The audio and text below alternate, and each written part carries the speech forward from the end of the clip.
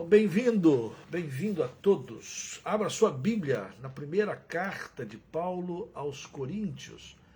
Nós estamos meditando nesses dias nessa carta preciosa.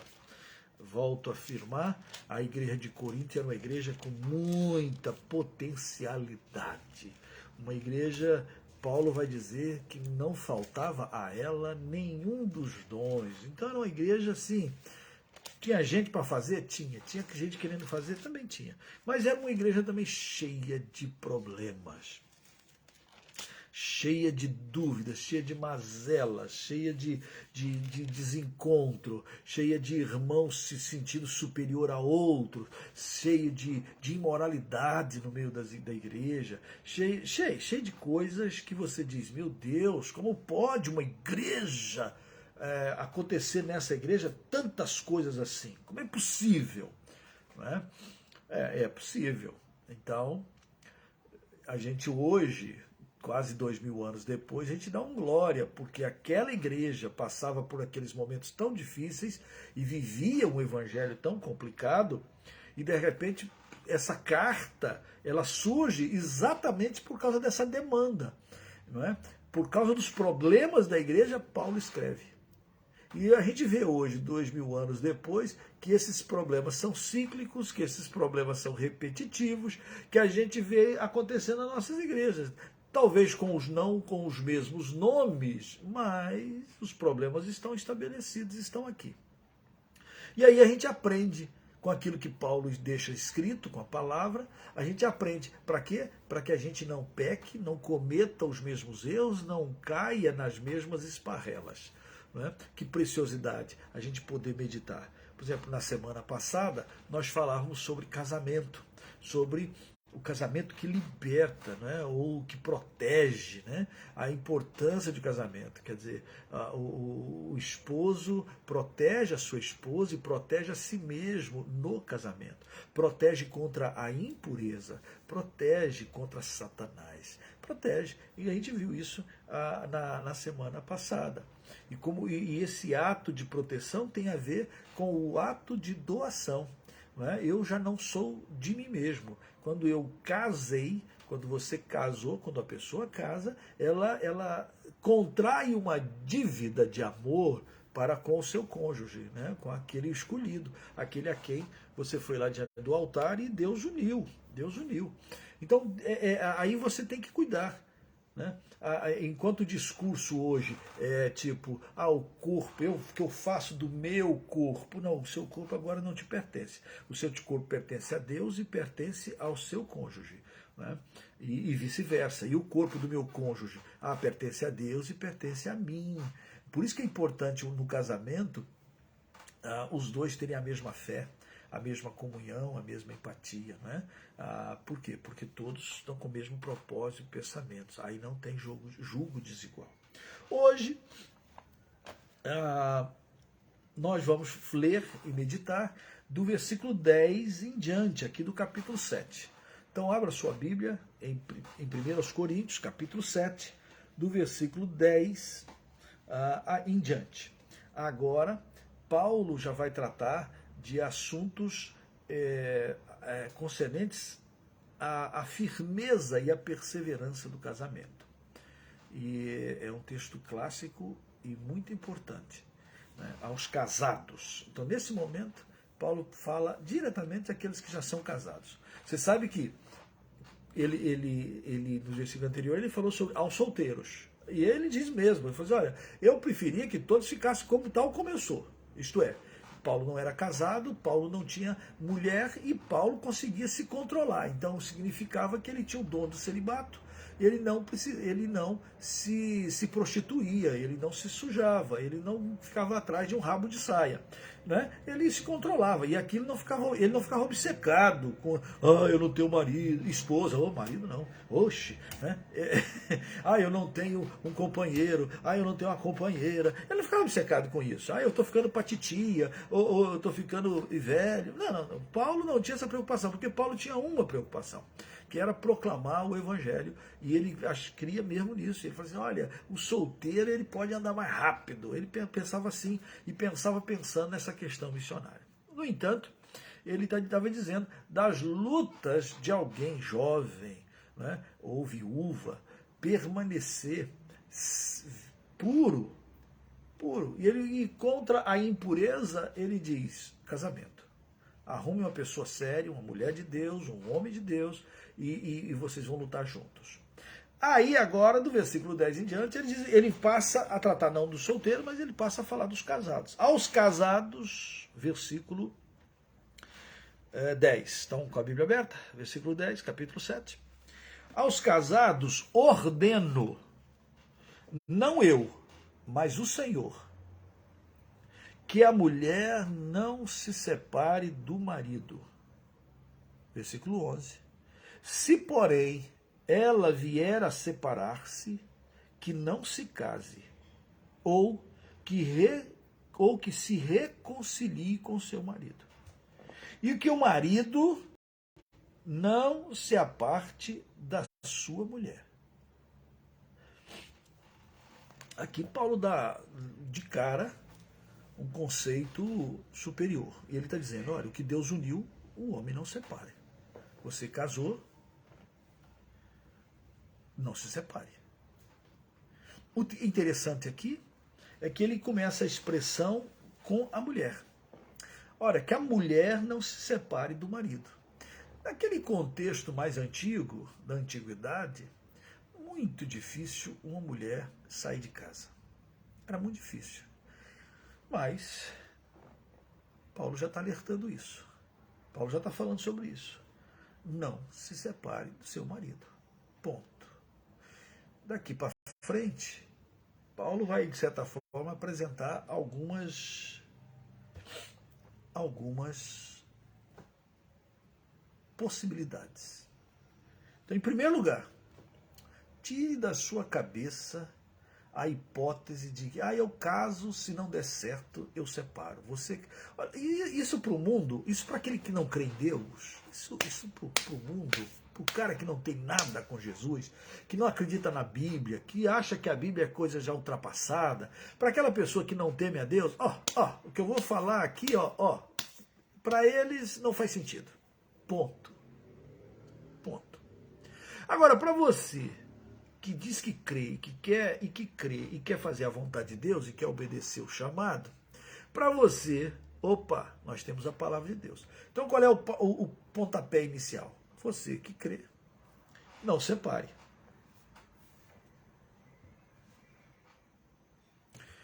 A separação, o divórcio, é uma tragédia, irmãos.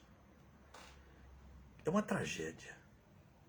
Falo eu de cadeira. Afeta todo mundo e ofende todo mundo.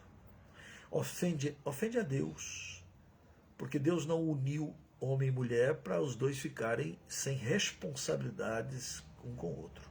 Não. Então ofende a Deus.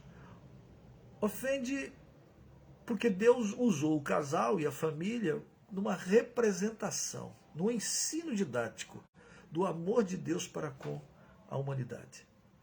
E não há nada mais impressionante, mais vivido do que no casamento. Uma luta para estar juntos, viver juntos em comunhão. A Bíblia fala tanto sobre isso, e a Bíblia tem tantas tragédias familiares. Por quê? Porque isso é importante. Há algo nisso. Há uma proteção da mulher para o homem e do homem para com a mulher. Paulo está ali. Então lá, versículo 11. Se porém, versículo 11. Então, primeira coisa, mulher não se separe do marido. Se porém ela vier a separar-se, aí Paulo diz que não se case. Ou que se reconcilie com o seu marido. Mesma coisa para o homem. Aos mais, digo eu, não o Senhor. Aí Paulo vai abrir umas exceções. Aos mais, digo eu, não o Senhor. Se algum irmão tem mulher incrédula e esta consente em morar com ele, o irmão o crente, não a abandone. E a mulher que tem um marido incrédulo e este consente em viver com ela, não deixe o marido. Não deixe o marido. Interessante porque essa era uma das perguntas, né? Então você imagina, temos aqui o marido e a mulher. Os dois casaram-se, viviam sem conhecer a Deus. Viviam para lá. Um dia, a mulher encontrou com Jesus. Encontrou com Jesus e fez toda a diferença na vida dela a partir de agora. Ela agora tem Jesus. Mas o seu marido não tem. Ele não encontrou com Jesus. Ele é incrédulo ainda. Mas eles são casados. Então, algumas pessoas começaram a indagar sobre... estou vivendo em comunhão com as trevas. Paulo aqui vai orientar muito bem isso. Paulo vai dizer assim, separação nunca parte da parte fiel a Deus. Se você é crente e é fiel a Deus, a separação nunca parte de você. Nunca deveria partir. Nunca. E aí, essa desculpa do espiritual, Paulo diz, não. Se o homem é crente e a mulher não é, mas ela consente em viver com ele, o homem crente não separa. É didático. E vice-versa. Se a mulher é crente e o homem quer viver com ela, a mulher não tem desculpa para dizer, eu sou crente, ele não me entende, então agora eu vou partir para outra. Não tem essa história. Não tem essa história. Não tem. Olha o que Paulo diz. Porque o marido incrédulo é santificado no convívio da esposa. Já existia naquela época aquele negócio, a mulher é crente, o marido não é, e aí o que acontece, eu estou tendo uma vida e uma relação suja, impura. Não, Paulo está dizendo, não, para com isso. No casamento, pastor, mas nós não casamos na igreja, não casou, mas Deus viu.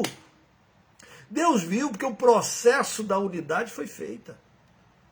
O processo do se unir, abandonar pai e mãe e unir-se a sua esposa, ele tá elaborado. Ele está feito. Deus olha para aquilo e Deus honra aquilo. Família. Está valendo. Não é um processo de o santo com o ímpio. Não, aí Paulo diz, o marido incrédulo, ele passa a ser santificado na relação com a sua esposa. A esposa incrédula é santificada no convívio do marido crente. De outra sorte, vossos filhos seriam impuros, porém, não, são santos. Há uma bênção de Deus na sua família. Mas lá em Corinto, isso estava assim, entrando na cabecinha das irmãs e dos irmãos. Né? Estou vivendo, fulano quer ir para Gandaia, mas eu não quero mais, eu quero andar com ele, mas nós estamos vivendo, ele é impuro, sujo, e começaram esse tipo de indagação. No entanto, no versículo 15, Paulo escreve, mas se o descrente quiser apartar-se, que se aparte. Olha, aqui Paulo, veja bem, volto a frisar. O processo de separação, o processo de abandono, o processo de divórcio, nunca parte, o pontapé inicial nunca é da parte do crente. O crente respira, o crente chora, o crente aguenta, sofre, aguenta, faz o que pode fazer, anda a segunda, terceira milha. Esse é o processo. Mas se o descrente, se o incrédulo, o quê? É isso, mulher? Você aceita? Que negócio que é esse de Jesus? Que negócio que é esse de igreja? Que negócio que é esse? Não. Ou eu, ou Jesus. Ou eu, ou esse corpo de Cristo aí. Olha, ou eu, você tem que ir comigo e fazer as coisas que fazia. Ou eu, ou eles. Opa, entre Jesus e as coisas do mundo, Paulo está raciocinando nesse sentido. Se você, como crente, está sendo coagido a viver como incrédulo, não, eu vou fazer as coisas, eu já vi até muitas mulheres fazer isso, falar disso, ou homens falar isso. Ah, eu tenho que ir com ela. Onde você vai? Nós vamos numa festa, nós vamos fazer uns negócios aí. Eu tenho que fazer, pastor, porque senão eu vou perder meu marido. Cuidado. Cuidado. Porque o que está em jogo é a sua fé e a comunhão com Jesus. Em primeiro lugar, o Rei de Deus. Em primeiro lugar, Jesus. Em primeiro lugar, o Senhor. Sou dele. Ele é meu.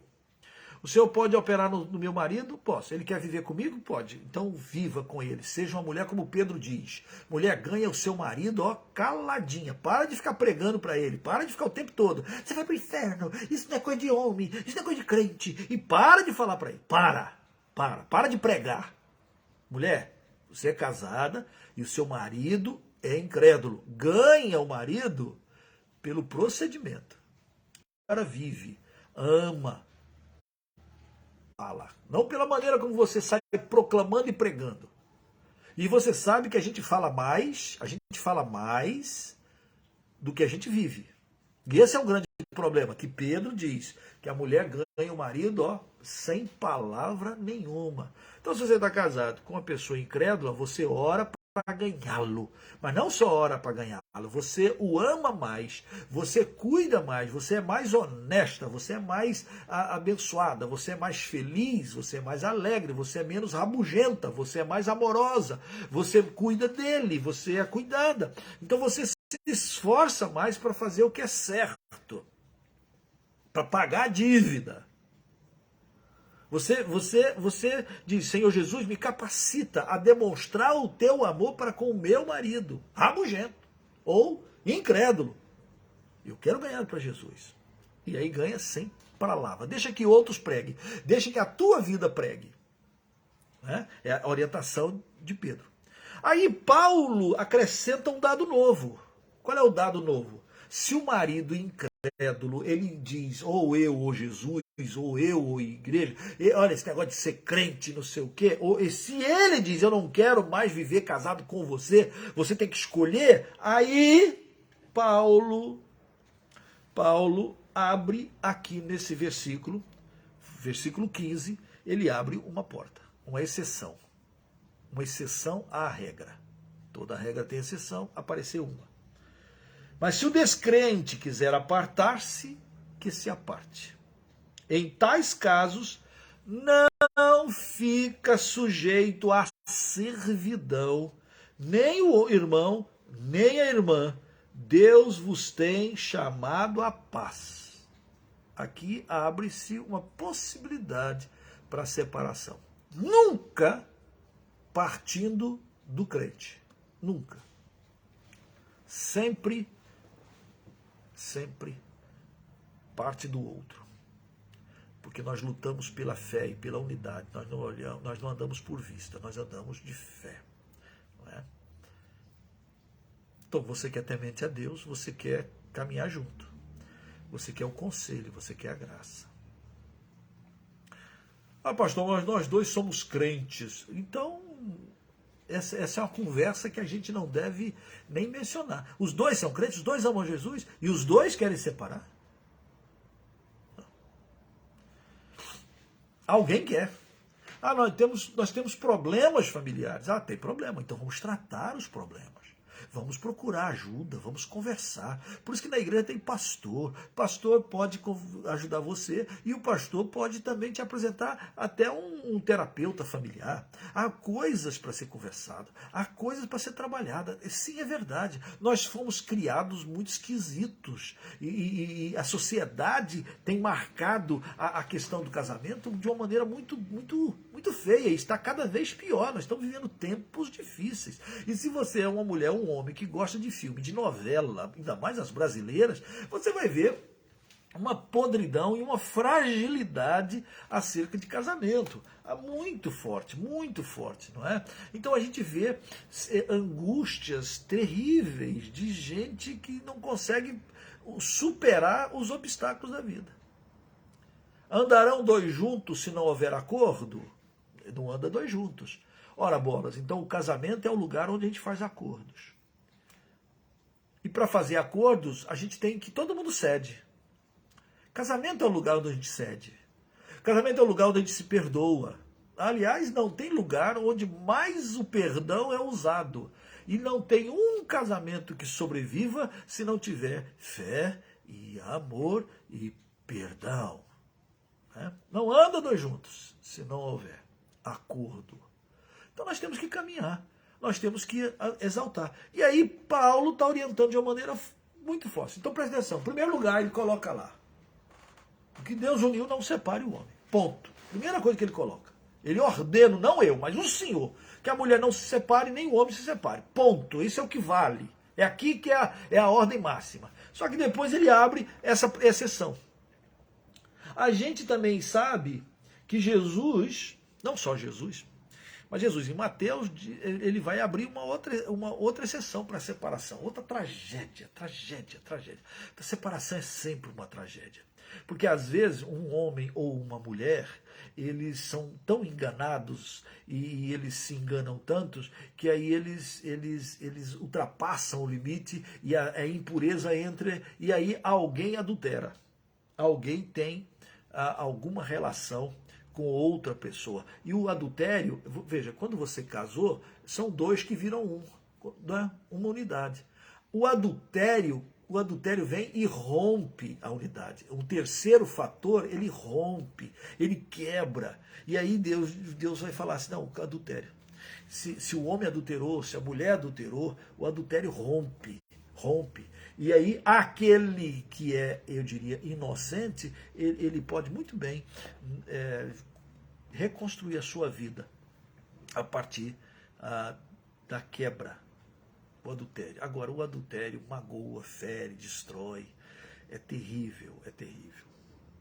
Aqui em Corinto, Paulo está resolvendo um problema espiritual e está dizendo, olha, é assim. É assim. Olha o versículo 16. Deus os tem chamado à paz. 16 ele diz, como sabes, ó mulher, se salvarás teu marido? Ou como sabes se o marido se salvarás tua mulher? Porque o problema lá em Corinto é que as pessoas estavam querendo usar essa questão espiritual para se separar e ter um apoio espiritual, um apoio legal. Paulo está dizendo, não parte do homem crente, não parte da mulher crente. Não parte. A gente vive o Evangelho. Né? Agora, se o incrédulo quiser apartar, Paulo diz, é chamado à paz. Versículo 17, melhor dizendo, Paulo diz assim, ó, ande cada um segundo o Senhor lhe tem distribuído. Cada um conforme Deus o tem chamado. É assim que ordena em todas as igrejas. Foi alguém chamado estando circunciso? Não desfaça a circuncisão. Foi alguém chamado estando incircunciso? Não se faça circuncidar. A circuncisão em si não é nada, e a incircuncisão também nada é, mas o que vale é guardar as ordenanças de Deus. Cada um permaneça na vocação em que foi chamado. Foste chamado sendo escravo? Não te preocupes com isso, mas se ainda pode, tornar-te livre e aproveita a oportunidade. Porque o que foi chamado no Senhor sendo escravo é liberto no Senhor. Semelhantemente, o que foi chamado sendo livre é escravo de Cristo. Por preço fostes comprados, não vos torneis escravos de homens. Irmãos, cada um permaneça diante de Deus naquilo em que foi chamado. Interessante. Interessante o conceito paulino. O conceito maravilhoso. Você foi chamado sendo escravo? Bom, em Cristo você é livre. O conceito de liberdade é além do conceito de escravidão humana. E aí ele diz, se você foi chamado livre, você é escravo de Cristo. Ele é nosso Senhor, nós somos dulos, né? Nós somos escravos, somos servos. Nós estamos aqui para obedecer a Cristo. Ele inverte o conceito todo, não é? Eu agora pertenço ao Senhor. Eu pertenço a Jesus. Ele me libertou. Ele me libertou para eu andar com Ele, para eu ser dele. E ao mesmo tempo, Paulo, naquela ocasião, já é alguém que é abolicionista. Ele está dizendo, olha, se você é escravo e você pode, seja liberto. Não te faças escravo de ninguém. Quando ele fala não te faças escravo de ninguém, ele está aplicando em todas as áreas. Nada te domina, né? Você não é escravo de outra coisa ou qualquer coisa. Não há nada. Eu sou do Senhor e Ele é meu. Somos do Senhor. Somos do Senhor. Ele nos comprou. Olha como ele usa esse conceito para dizer nós pertencemos a Ele. Então uma pessoa casada, você não está aqui para fazer somente a sua vontade, você está aqui para fazer a vontade de Deus. Uma pessoa solteira, você está aqui não é porque você está solteirinho aí, não. Não, você foi chamado para fazer a vontade de Deus. Ele é o nosso Senhor. Não é? O relacionamento aqui é muito mais profundo. Né? Ele nos libertou do império das trevas e nos transportou para o reino do Filho do seu amor. Né? Há uma figura no Antigo Testamento que eu gosto muito, que era a figura do escravo da orelha furada. Essa história ela é muito bonita, ela é gostosa de aplicar. Naquela época, uma pessoa poderia estar muito endividada, fez lá uns negócios e acabou, não tinha como pagar a sua dívida. O que acontecia? Ela se tornava escravo. Ela se tornava escravo para pagar a própria dívida. Mas havia uma lei que, de tempo em tempo, no ano do jubileu, todos os escravos seriam libertos. Então, a dívida estava paga. A dívida estaria paga. Mas se o escravo chegou o ano dele pagar a dívida, a dívida vai acabar. Então, ele pensava assim, gente, meu patrão, meu senhor, ele é tão bom para mim. Meu Senhor, Ele não me deixa faltar nada, esse Senhor me protege. E eu me enrolava tanto, se eu sair daqui eu vou me enrolar de novo, aqui eu trabalho com alegria, Ele me trata bem e tal. E ele falava assim, eu não quero ser liberto. Esse Senhor é muito melhor para mim do que qualquer outra coisa. Eu quero continuar. Então ele ia para frente lá dos anciãos e dizia isso. Não, o meu Senhor é melhor para mim do que qualquer outra coisa. Eu quero continuar. Então eles iam para frente lá e faziam um furo na orelha. Devia colocar alguma coisa nessa orelha e fazer um furo. Talvez igual aqueles furos dos índios, né? Fazia um furo na orelha. Colocava lá alguma coisa para o furo não fechar. O que significava aquilo? É que aquele escravo era um escravo da orelha furada. O escravo da orelha furada, ele era escravo não porque ele tinha dívida, não porque ele era obrigado, ele era escravo por amor. Ele era escravo porque ele reconhecia que o seu patrão, o seu senhor, era melhor para ele do que qualquer outra coisa. Então, pertencer a Jesus Cristo, ser de Jesus Cristo, e Ele ser nosso Senhor, e você dizia, eu sou escravo da orelha furada.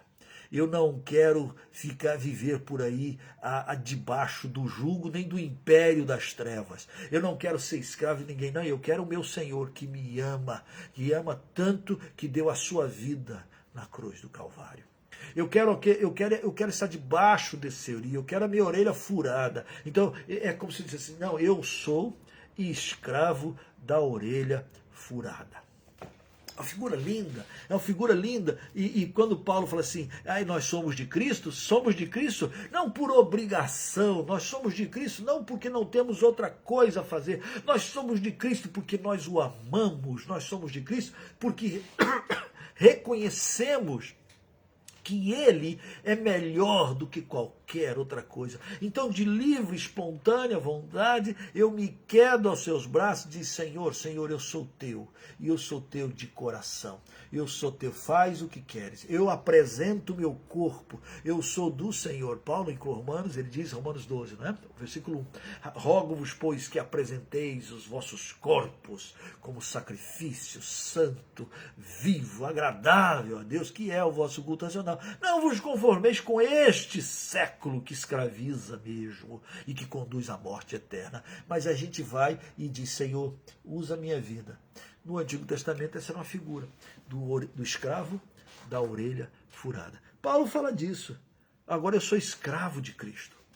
Eu sou escravo de Cristo, não porque eu estou preso a Cristo, mas porque eu digo, eu amo Cristo. Não é? Ele é mais importante para mim do que qualquer outra coisa. Ele é o Senhor da minha existência. Ele me arrancou do império das dívidas, do pecado, dos vícios, das drogas. Ele me arrancou da morte eterna, do destino que me conduzia e me transportou para o Filho do seu amor.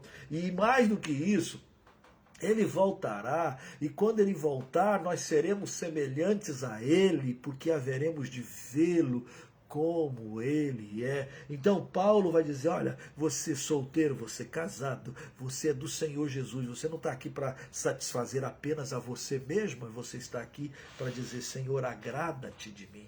Agrada-te, continue vendo em mim algo que traga alegria ao Senhor, aos céus, para a glória do teu santo nome. Ó Senhor, o Senhor, eu sou do Senhor, eu sou pro Senhor. Você foi chamado, então, casado, fica junto, fica firme, ora pelo seu esposo, ora pela sua esposa, faz o que é certo, não deixe de maneira nenhuma entrar.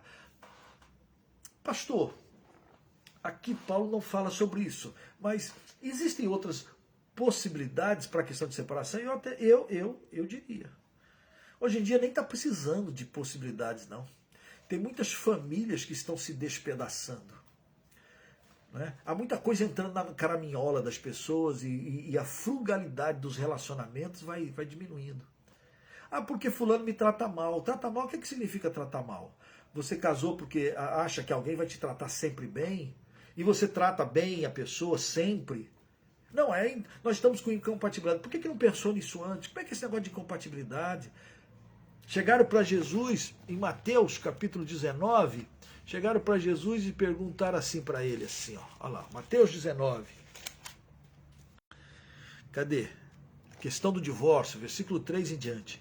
Vieram a ele alguns fariseus e o experimentavam perguntando, é lícito ao marido repudiar sua mulher por qualquer motivo? É lícito.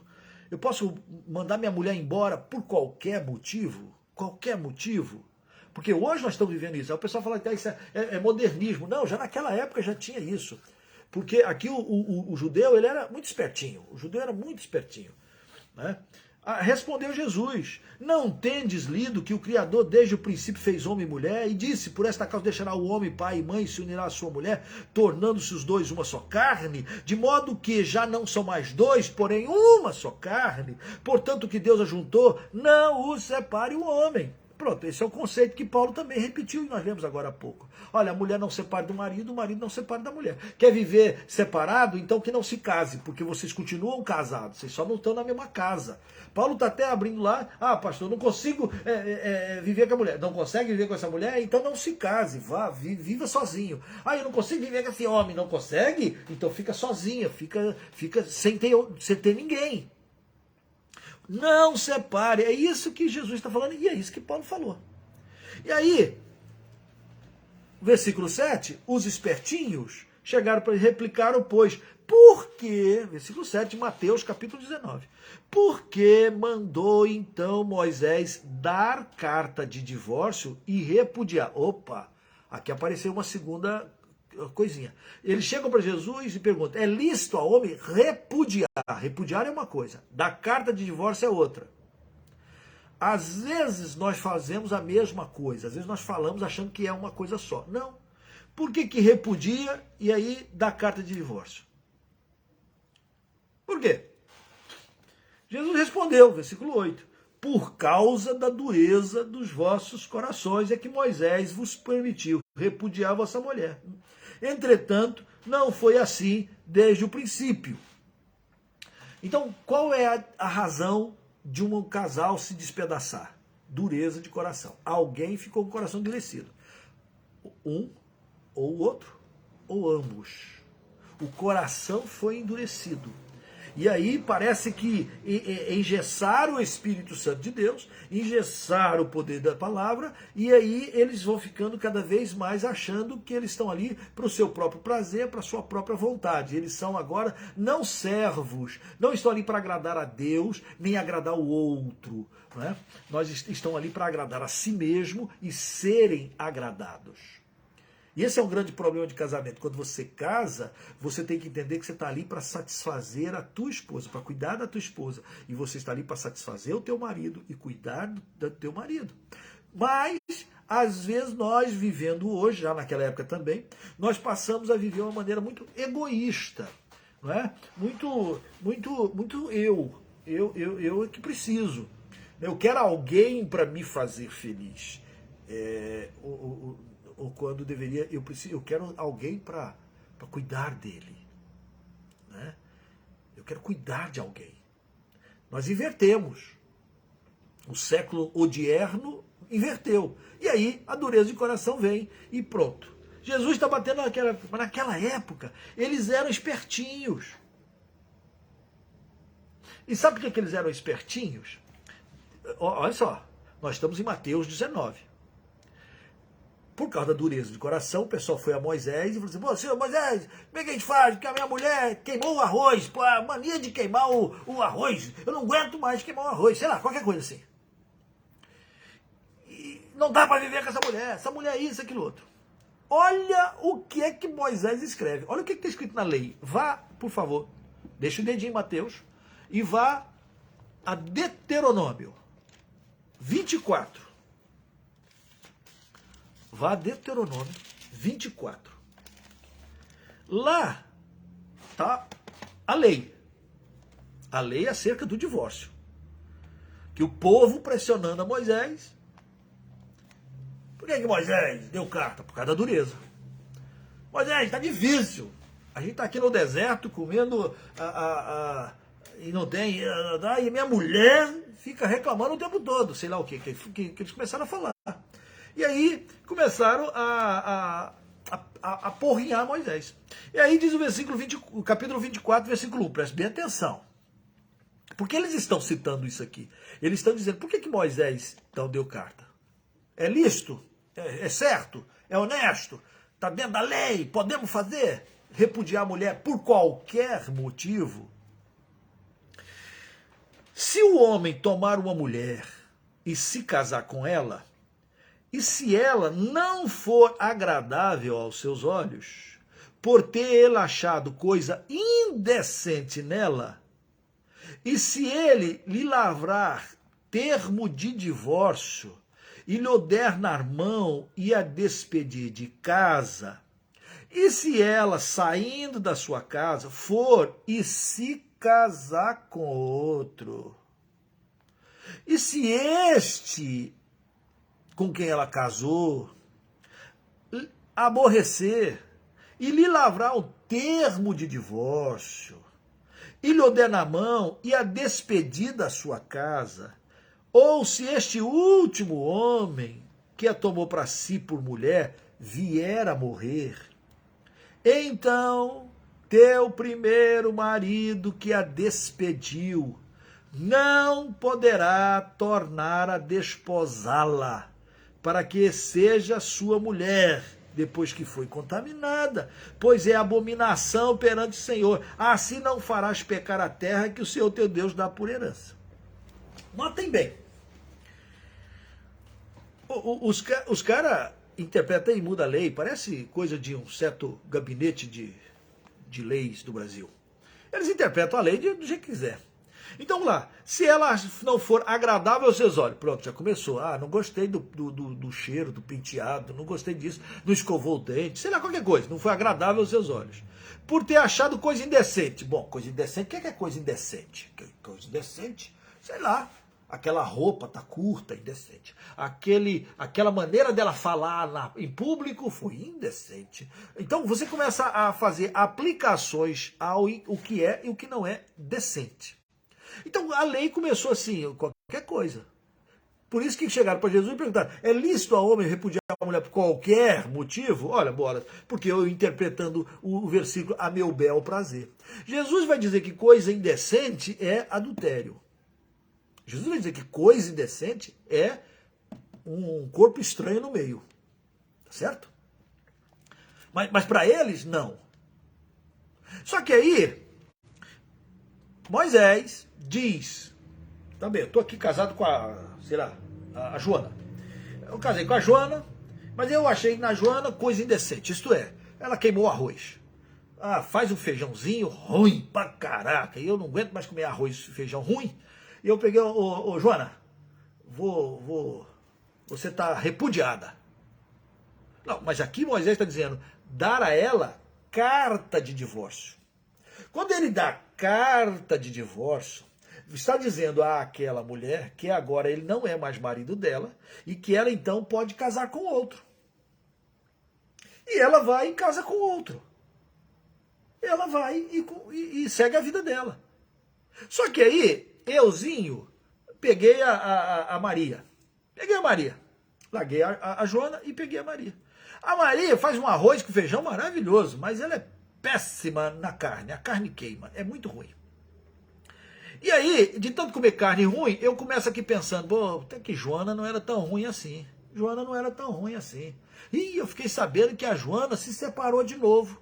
Eu fiquei sabendo que Joana tá viúva. Então, quer saber uma coisa? Eu vou levar um lero com Joana. Bom, naquela época, ter duas esposas nunca foi, no Antigo Testamento, nunca foi muito problema, não é? Nunca foi problema no Antigo Testamento. Então, o homem judeu, ele pensava, vou trazer a Joana e vou repudiar a Maria, porque a Maria queima carne. Eu vou trazer a Joana. A lei diz que se ela sair e casar com outro, ou depois ela viuvou, ela não volta mais para você. Deu para entender? Porque isso, voltar para você, é abominação. Interessante esse texto. Eu custei a descobrir esse texto na Bíblia. Porque eu, como crente, eu como pastor, assim, às vezes eu via um casal que se brigava, aí o cara aprontava com a mulher, se separava, arrumava outra, amigava para casa, sei lá, e a mulher, e os crentes ficavam dizendo, não, nós estamos orando para nossa irmã voltar para o dito cujo. Voltar? Eu não oro para voltar, não. Eu não oro, não. O dito cujo era crente, e o dito cujo resolveu aprontar, e botou a mulher para fora, brigou. Agora ele quer de volta? Isto, o querer de volta, o voltar é abominação. Notaram aqui? Olha lá, versículo 4, finalzinho. Não poderá tornar a desposá-la para que seja sua mulher, porque foi contaminada, pois é abominação perante o Senhor. Interessante. A separação não aparece a expressão abominação. Dar carta de divórcio não aparece abominação. Abominação é se você não pensar direito. Ah, não, eu vou me separar, lá na frente, se der certo, a gente volta. Volta, é? Volta. Aqui diz, você mandou embora, você repudiou, você deu carta de divórcio, não volta mais. Em outras palavras, quando você vai separar, eu falo muito para os casais, que às vezes o cara chega para mim e fala assim, pastor, eu não amo mais aquela mulher. Você não ama? Como é esse negócio de não ama? A Bíblia manda você amar até o inimigo? Como é que é esse negócio de não amo mais? Vamos mudar a retórica, vamos mudar. Agora, se você quiser separar dela, presta atenção, ela nunca mais vai voltar para você. Entendeu? Você está pronto a isso? Você está entendendo isso? Esta é a palavra dramática. Sabe o que os homens, os judeus, então, começaram a fazer? Eles começaram a dar um jeitinho. Eles começaram a dar jeitinho. Eles começaram a fazer o seguinte, ô Joana, eu te repudio, não quero mais você como minha esposa. Você queima arroz e feijão, você é muito ruim na cozinha, eu não quero mais. Repudiou, Joana, mas não dava carta de divórcio. Presta atenção. Não é à toa que lá Jesus, que casar com a repudiada comete adultério. Quem casar com a repudiada. Por quê? Porque o repúdio não dava a ela liberdade para fazer e reconstruir sua vida. O repúdio fazia dela uma mulher escrava daquele homem que a repudiava. As mulheres viviam pianinho com aqueles homens. Nada, elas não podiam fazer nada, porque se fizesse alguma coisa e o homem a repudiasse, ele podia repudiar. E ela não poderia casar com outro, porque se ela casasse, ela era adúltera.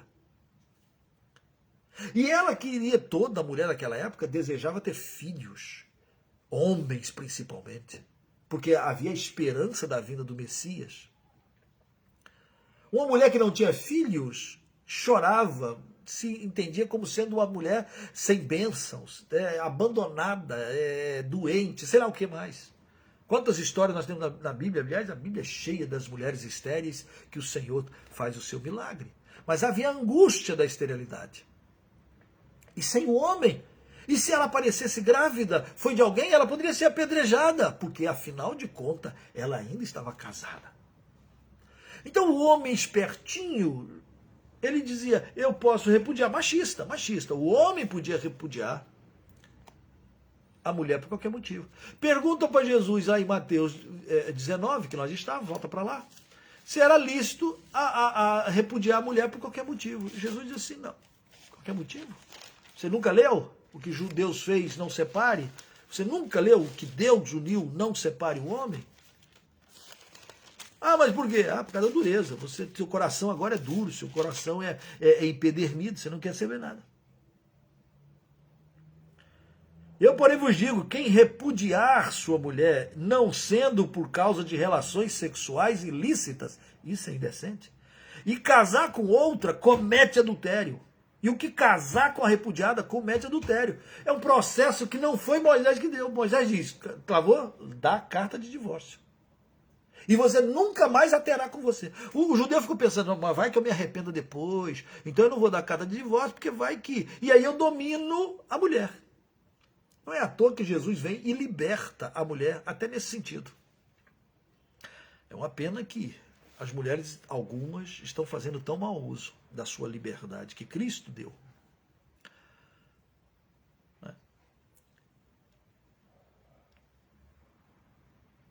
Se a sua mulher não adulterou, você não tem desculpa nenhuma para fazê-lo.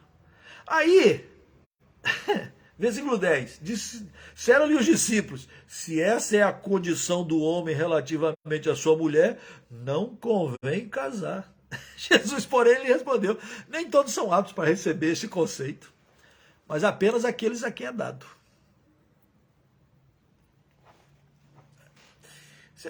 Então, como é que faz? Agora vai mudar o conceito. Agora vai mudar o tipo de cuidado da esposa. Quando Paulo escreve aos Efésios sobre Cristo, a cabeça, e ama a sua esposa como Cristo amou a sua igreja, e cuida, o conceito mudou. Até aqui eles estão dizendo para Jesus, eu posso separar e repudiar minha mulher por qualquer motivo? Qualquer motivo? Não, não pode. Não, você está ali para cuidar dela, você está ali para ampará-la. Você está ali para cuidar dela. Jesus quebra esse conceito machista, mas também demonstra que há uma diferença entre repudiar e dar carta de divórcio. Eu conheci na minha vida pastoral casais,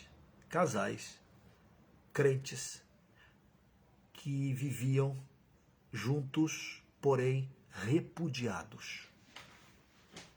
Sabia disso? Vivia junto, morava na mesma casa, mas a mulher não queria nada com aquele homem. E aquele homem agora também não queria nada com aquela mulher. É aquela mulher que acha, não, esse corpo aqui é meu, eu não vou me doar a você. Eu não vou me doar a você. Eu não vou amar você. Você está sujo, você é nojento, ou e vice-versa. E vice-versa. Você está cheio de dificuldades para ter intimidade com o seu marido e o seu marido com a sua mulher. São pessoas repudiadas dentro da... Mas aí quando você fala assim, você não quer separar mesmo? Você não quer... Não, nós somos crentes. Crentes para viver uma vida assim? Quando é para viver para a glória de Deus, para se perdoarem, para se acertarem. O repúdio é pior do que o divórcio. O divórcio é uma coisa horrorosa, trágica, consequência de um repúdio, que começa muitas vezes nas nossas alcovas, nas nossas tendas, na nossa cama. A mulher que vai repudiando, achando coisas ruins no marido e vice-versa. É o marido que acha mulheres mais cheirosas onde trabalha. E começa a denegrir, a machucar, a ofender a sua esposa, vai repudiando devagarzinho, vai criando um buraco na sua existência. E aí o inferno domina. E aí é só angústia e só tristeza. Paulo aos Coríntios falou da questão de crente e não crente. Jesus em Mateus fala de dois crentes, de duas pessoas. Só separa se houver a mácula do adultério. Ah, pastor, mas eu já me separei. Eu diria, lamento, chora, pede perdão e levanta a cabeça. Lembra da mulher pega em adultério? Jesus olhou para aquela mulher e disse, vai e não peques mais. Vai, levanta a cabeça. O diabo é que quer escravizar você e dizer que você não tem conserto, porque você se separou, você adulterou, você casou, sua vida toda é um rolo. Ah, sua vida pode ser o rolo que for. Coloca ele aos pés do Senhor Jesus e diga, bata no peito, pecador, sou essa coisa. O Senhor pode fazer minha vida nova? Não, queridos, Deus pode fazer tudo novo. O pecado escraviza, mas o amor de Deus liberta. E ao mesmo tempo ouça a palavra de Jesus. Mulher, cadê os teus acusadores, quem te condenava? Ninguém te condenou? Eu também não te condeno. Vai e não peques mais. Pastor, agora eu quero que meu casamento, eu quero que meu casamento seja dirigido por Deus, porque o meu corpo é de Jesus, é de Deus, o meu corpo é do meu marido e vice-versa. E eu quero proteger e ser protegido. E eu quero glorificar a Deus na minha vida, na minha comunhão. Deus te abençoe, Deus te fortaleça, Deus te dê graça para a gente viver junto e viver para a honra e glória do seu santo nome. Porque o seu corpo, meu corpo é para o Senhor. O meu casamento e o seu casamento também. Então cuidado, abra teus olhos. E não caia nas esparrelas das contas de histórias do inimigo. Que Deus abençoe sua casa, sua vida, o seu coração. E vamos fazer o que é certo. Não vamos comer comida estragada. Deus te abençoe. Vamos orar? Nesse momento eu queria que você orasse por mim e conosco. Nós vamos orar pela sua família. Nós vamos orar pela sua casa. Mas também queremos orar por uma irmã querida, irmã Nelby, vai fazer uma cirurgia e fez alguns exames. Nós queremos pedir que o Senhor a encha de graça, da alegria presente do Senhor Jesus. Ora comigo, o nome dela é Nelby, mulher de Deus, mulher de Deus. Senhor nosso Pai, nosso Deus, nós te agradecemos pela vida que o Senhor nos dá. Nós te agradecemos pelo amor que o Senhor nos tem dado. Nós te agradecemos pelo sacrifício, pelo preço alto que o Senhor pagou por nós. E, Senhor, nesta noite, nós queremos dizer que queremos ser escravos do Senhor, escravos da orelha furada, daquele que diz, Senhor, estamos contigo por amor, porque não há maior e nem melhor Senhor do que o Senhor é, que dá a sua vida por nós. Então nós queremos dizer, faça a tua vontade. Faça a tua vontade na minha vida, faça a tua vontade no meu casamento, faça a tua vontade em cada casamento.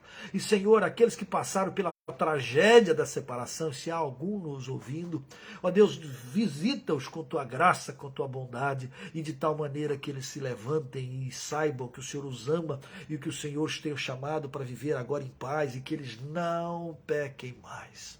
Ajuda-nos, Pai, a viver de modo digno do teu evangelho. Sustenta o teu povo. E de uma maneira muito especial nós pedimos por Nelby, Senhor, que está passando um momento muito delicado, e nós rogamos pela cirurgia, pelo tratamento, que o Senhor coloque a tua mão e que ela continue se alegrando no Senhor e que ela continue sendo fiel ao Senhor em todo o tempo, para a glória do teu santo nome.